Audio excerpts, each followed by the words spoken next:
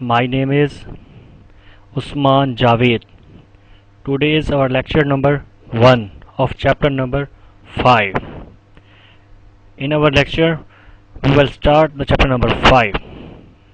We have already learned about elements and compounds, which are the example of pure matter. अगर हम pure matter की example की बात करें वो दो हैं, एक एलिमेंट्स और एक कंपाउंड्स। अगर हम एलिमेंट्स की बात करें तो उसकी एग्जांपल्स हैं हाइड्रोजन, ऑक्सीजन वगैरह। अगर हम बात करते हैं कंपाउंड्स की तो उसकी एग्जांपल्स हैं वाटर, कार्बन डाइऑक्साइड वगैरह।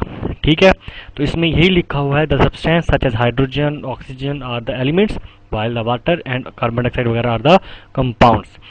आगे है, it is our daily observation that water can be changed into ice, it can also be changed into stream। मतलब क्या है कि हम रोज़मर्रा में देखते हैं कि बर्फ़ जो है जो पानी जो है वो बर्फ़ में चेंज हो सकता है, और हीट देने पे यही पानी जो है वो धुएं में भी चेंज हो सकता है, बुखारात में भी चेंज हो सकता है। ड्यूरिंग बोथ दीज चेंजेस, इन दोनों चेंजेस में chemical composition of water and its chemical properties are not change. इन दोनों तब्दीलियों में जो है उसकी केमिकल कंपोजिशन भी तो चेंज नहीं होती, ना ही उसकी प्रॉपर्टीज चेंज होती हैं। It means that liquid, water, ice and stream are the three physical different form of the same substance water की तीनों ये शेप्स हैं सेम जिनकी प्रॉपर्टीज होती हैं।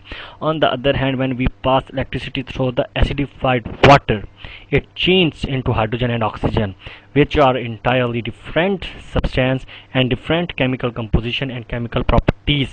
इसके बरक्स अगर हम वाटर जो है, जो एसिडिफाइड वाटर है, उसमें से इलेक्ट्रिसिटी को पास करें तो वो पानी टूट जाता है किसमें, हाइड्रोजन और ऑक्सीजन में, जो कि मुकम्मल तौर पर डिफरेंट सब्सटेंस हैं जिनकी केमिकल कंपोजिशन और केमिकल प्रॉपर्टीज डिफरेंट होती है, किनकी, हाइड्रोजन और ऑक्सीजन की। मतलब क्या है इसका मतलब ये है, अगर हम वाटर जो है जो एसिडिफाइड है, जिसमें एसिड मिक्स है, उसमें से अगर हम गुजारते हैं किसको, इलेक्ट्रिसिटी को, तो वो टूट जाता है किसमें, हाइड्रोजन में और ऑक्सीजन के अंदर।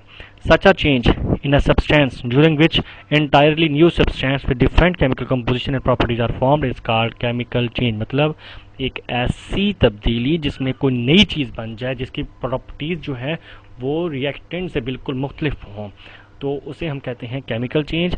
जबकि जो ऊपर जो पानी है उसे हम कहते हैं फिजिकल चेंज। जो पानी और पानी से बर्फ़ का बनना, फिर स्ट्रीम का बनना, ये फिजिकल चेंज की एग्जांपल है, और ये जो इलेक्ट्रिसिटी वाली एग्जांपल है ये केमिकल चेंज की एग्जांपल है। इसके बाद नेक्स्ट जो है वो है केमिकल रिएक्शंस। केमिकल रिएक्शंस होते क्या हैं ये पढ़ना है हमने। We deal with a large number of chemical reactions in our daily life. हम अपनी रोज़मर्रा की ज़िंदगी में बहुत सारे केमिकल रिएक्शन से जो है वो डील करते हैं। During these reactions, in reactions के दरमियान atoms present in different substance rearrange themselves from new substance। In reaction में क्या होता है कि एटम को रीअरेंज करते हैं। Burning of coal and natural gas, जिसे मीथेन कहते हैं, in air are well known example of chemical reaction. अगर हम इसकी वेल नाउन एग्जांपल लेना चाहें केमिकल रिएक्शन की तो दो हैं, एक कोयले का जलना और दूसरा नेचुरल गैस का जलना। Chemical coal is carbon, it exists in solid state and is black in color। Its burning in air is in fact a chemical reaction of carbon with oxygen of the air in the form to form carbon dioxide. मतलब क्या है कि जो कोयला है वो carbon है, और कार्बन जब जलता है तो वो हवा में किस तरह जलता है, जब वो हवा मौजूद ऑक्सीजन के साथ रिएक्ट करता है। जब वो ऑक्सीजन के साथ रिएक्ट करेगा तो क्या बनाएगा, कार्बन डाइऑक्साइड। नीचे रिएक्शन में भी एक क्वेश्चन में शो किया गया है कि कार्बन जब मिलती है ऑक्सीजन के साथ तो किस तरह से वो अपने आप को रीअरेंज करती है। मतलब उसकी दोनों साइडों पर ऑक्सीजन होता है और सेंटर में क्या होती है, कार्बन होती है। ये इसकी रीअरेंजमेंट है। और कार्बन क्या है, is a colourless gas. Its chemical composition and chemical properties are entirely different from those of किससे, कार्बन एंड ऑक्सीजन से। ठीक है, तो रीअरेंजमेंट इसकी दिखाई गई है नीचे। इसके बाद नेक्स्ट जो है वो है substance which take part in chemical reaction are called reactants and those which are formed as a result of reaction are called product। मतलब क्या है इसका मतलब ये है, बाद का क्वेश्चन आता है कि right difference between reactant and product. तो आपने क्या करना है, सबसे पहले डिफाइन लिखनी है जो लिखी हुई है, substance which take part in chemical reaction are called reactants. और इसको आपने शो कैसे करना है, नीचे इक्वेशन भी लिखी हुई है जिसमें मीथेन और ऑक्सीजन को मिलाया गया है, जिसमें हाइड्रोजन और ऑक्सीजन को मिलाया गया है, या जिसमें कार्बन और ऑक्सीजन को पिछले पेज पे जो है मिलाया गया था।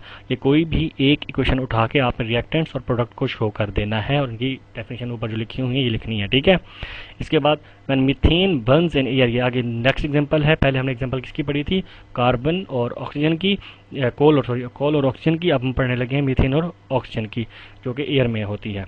When methane burns in air carbon dioxide and water are formed, मतलब जब मीथेन जो है वो जलती है किसमें, हवा की मौजूदगी में, तो क्या बनता है, कार्बन डाइऑक्साइड और वाटर बनता है। During the rearrangement of atoms in burning of methane, methane की जलने की वजह से जो रीअरेंजमेंट होती है वो किस तरह होती है, वो होती है कि carbon atom of methane gets attached with the two oxygen atom to give carbon dioxide, while hydrogen atom attach themselves with the oxygen atom to give water vapors।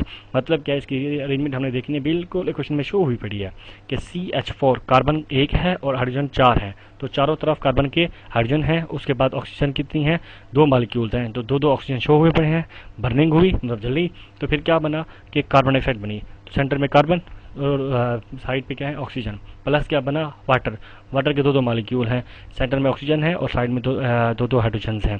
ये इस तरह की अरेंजमेंट्स हैं, बिल्कुल जिस तरह से इक्वेशन में शो हो रही है उस तरह से आपने लिखना है। अगर किसी बच्चे को मुश्किल हो तो वो इक्वेशन पे कंसंट्रेट करे, लिख वो खुद से, कोई मसला नहीं है।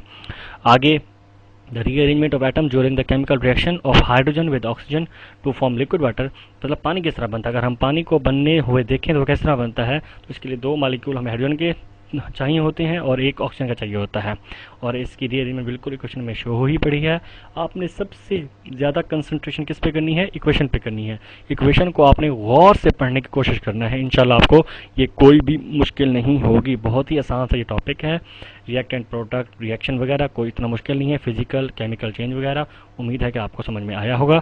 वस्सलाम। इसको आपने याद भी करना है, याद करके लिखना लाजमी है। जब तक आप इसको लिखोगे नहीं तब तक आपको ये याद कभी नहीं होगा।